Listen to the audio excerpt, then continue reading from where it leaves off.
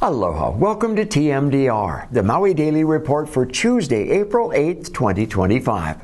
I'm Chivo Ching Johnson. These are some of the stories that may interest you today. Episode 17 of the ongoing Halemaumau eruption at Kilauea began at around 10:15 p.m. last night. The eruption started with lava overflowing from the south vent. As of this morning, lava continued to spread across the crater floor. The USGS Hawaiian Volcano Observatory expects high fountaining to follow this current low activity, and they would like to remind you that they stream all of it live to their YouTube channel 24/7. It won't be able to stop a 1,000-foot high volcanic lava fountain if Haleakala were to wake up. But construction of the Haiku Fire Station is set to begin in April 2026, pending permit approvals. The station is expected to be fully operational by July of 2028. Fire Chief Brad Ventura shared the timeline in an April 4th letter to Maui County Council and appeared before the Budget, Finance, and Economic Development Committee with Fire Department staff yesterday to give an update during the Council's review of Mayor Bisson's proposed $1.5 billion fiscal 2026 budget. Not everyone has gotten over the trauma of the 2023 wildfires. Next Tuesday, April 15th, two directors of the Maui Healing Group will be the speakers at the Rotary Club of Lahaina's Sunset Meeting. The title of their presentation is From Stigma to Strength, a community approach to emotional well-being. The meeting will be held in the Lahaina Noon Restaurant at the Royal Lahaina Resort and Bungalows, 2780 Keika'a Drive. Program is from 4:30 to 5:30 p.m. and to attend in person, you need to email Club Service Chair Laura Stanton at this address. Measles was nearly wiped out in America. In fact, in the year 2000, measles was proclaimed eliminated by the CDC. Now, measles are back and extremely contagious. One person can infect up to 18 others, and the virus lingers in the air for up to 2 hours after an infected person leaves the room. There's no cure, and if an outbreak occurs, our healthcare system could easily become overwhelmed. Here's a 30-second message released this week from the Centers for Disease Control about just how contagious the measles really are. Measles is so contagious that if one person has it, up to 90% of people close to that person who are not vaccinated will also become infected. Your child can get measles just by being in a room where a person with measles has been, even up to 2 hours after that person has left. The best protection against measles is the measles, mumps, rubella, or MMR vaccine. Man, how can a confession count if police don't record it?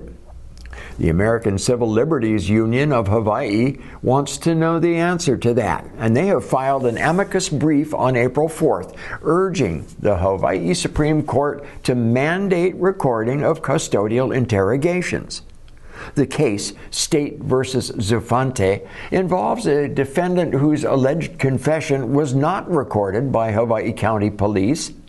An officer that testified about the confession over a year later stated that the defendant had waived his rights, raising concerns about the fairness and the accuracy of the confession.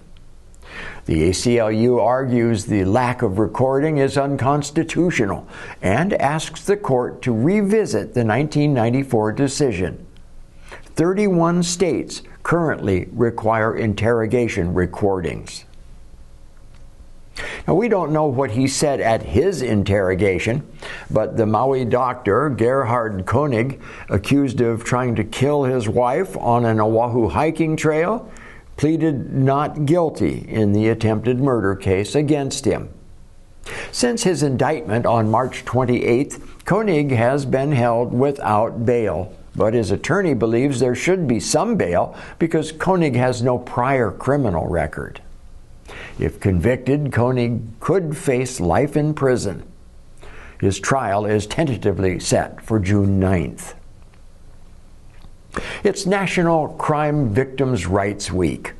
During this week, we recognize the accomplishments of the victims' rights movement and reflect on how far we really have come.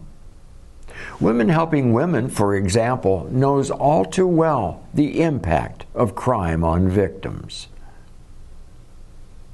Fish ponds were the refrigerators of the ancient Hawaiians, and Hawaii lawmakers are backing a plan to map their locations as the first step to reviving native food systems. Before Western contact, nearly 500 fish ponds sustained 1 million indigenous Hawaiians. House Bill 309 would create a working group to build a statewide database. The University of Hawaii Sea Grant College program would lead that effort. The poet T.S. Eliot said that April is the cruelest month. He meant that renewal is not always easy, even in the midst of springtime and all the beauty. With the chaos going on in our country, those words ring true. April is also Volunteer Month in the state of Hawaii, and community organizers are encouraging companies and residents to seek out volunteerism opportunities that will strengthen the local network of nonprofits that are maintaining the front line of Hawaii community services amidst the federal budget cuts. So if you have extra time, find a nonprofit that piques your interest and get involved. A case in point is Maui Nui Marine Resource Council's Jill Wirt. Jill is the guest speaker at the Rotary Club of Kihei Wailea's upcoming meeting tomorrow, April 9th.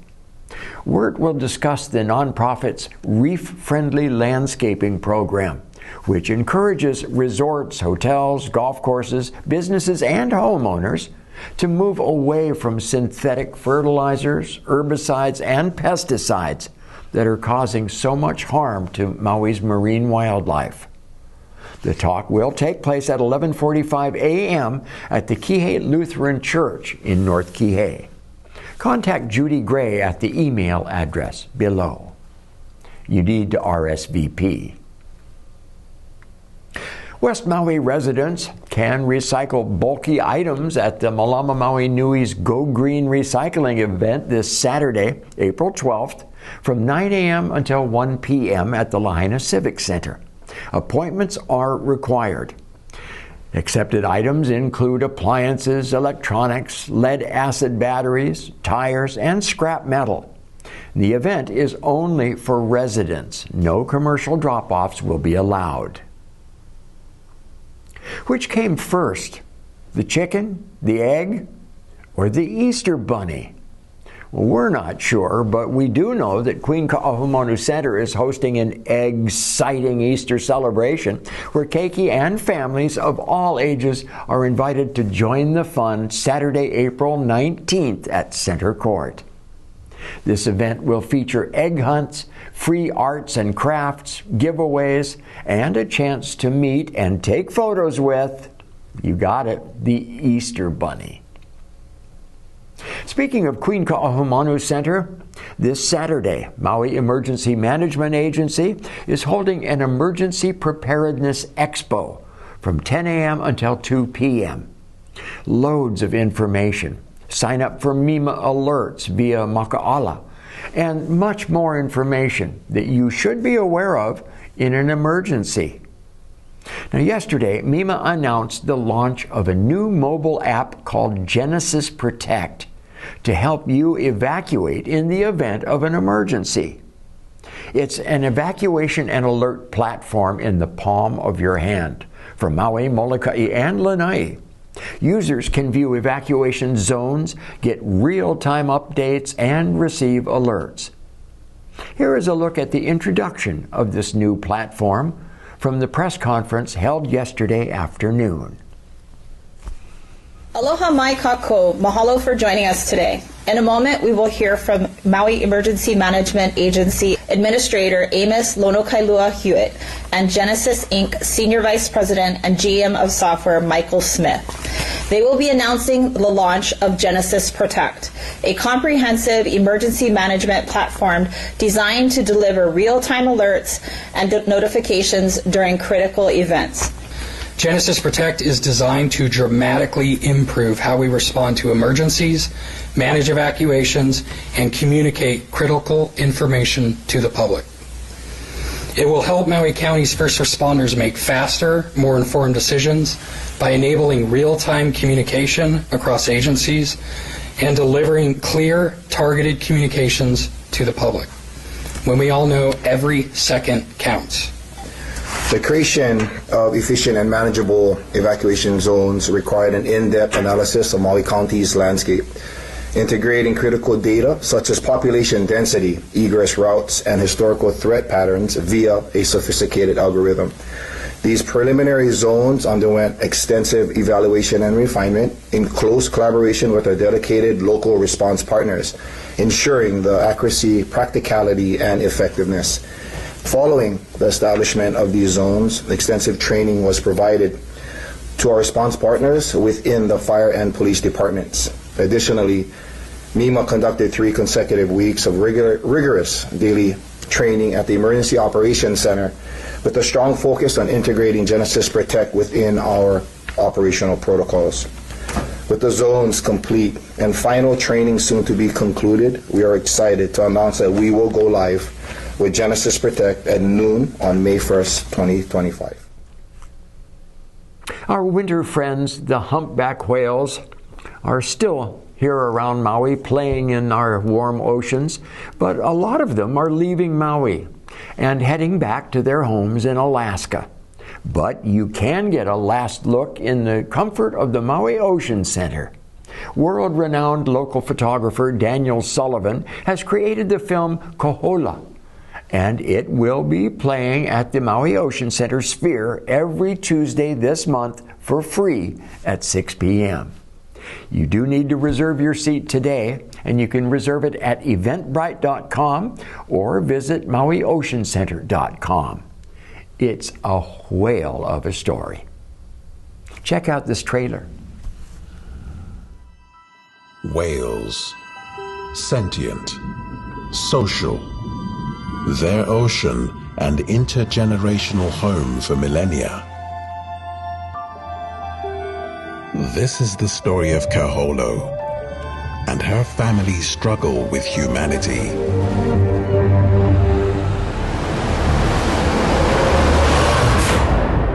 Plastic is a very bad design idea. It's ridiculous to take a material that is going to last for hundreds of years and use it only once.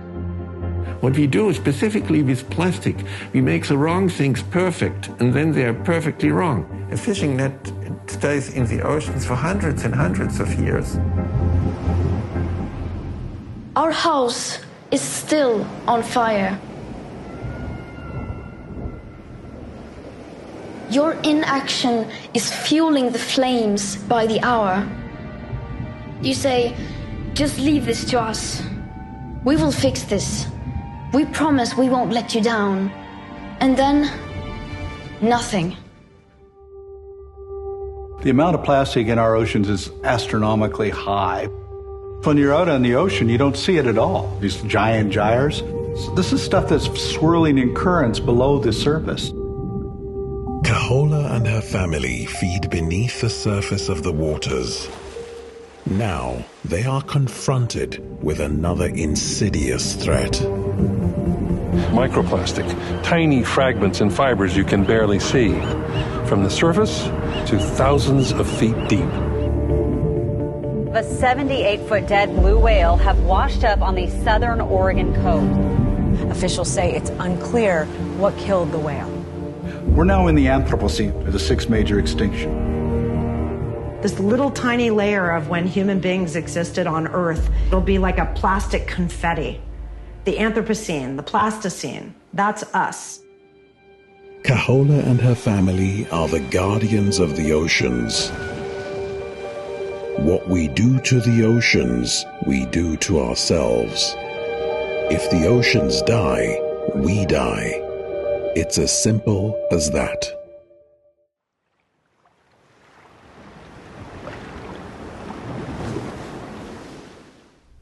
Boy, what have we done to this planet?